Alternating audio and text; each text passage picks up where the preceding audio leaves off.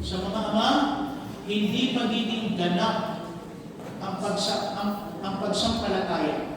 Okay? Hindi ibig sabihin sumampalataya kay Kristo, then you are a perfect person. And expecting mo, you're expecting yourself na hindi ka nagkakamali mo ng yung mga nakakilala sa hindi ka nagkakamali. No, it's not perfection. Rather, ang pananampalataya kay Kristo, ito ay yung pagpapatuloy ng paglalakbay na ang hinahayaang leader mo, walang iba kundi ang Diyos.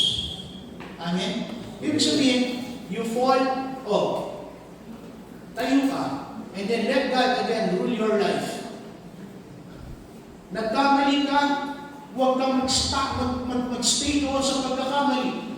Bumangon ka at hayaan mo muli, pangunahan ka ng Diyos. Yun yung buhay pananampalataya. Not being perfect. Hindi magiging perfect. Ang mali sa iba, inisip nila, pag nagkamali sila, ang Diyos nilikuran na ako.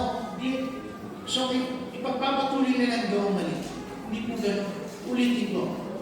To become a believer of Christ, it doesn't mean you become a perfect person.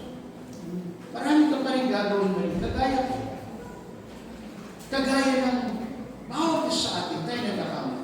Pero ang mahalaga, sa kabila ng ating pagkakamali, pagkukulang, pakamon tayo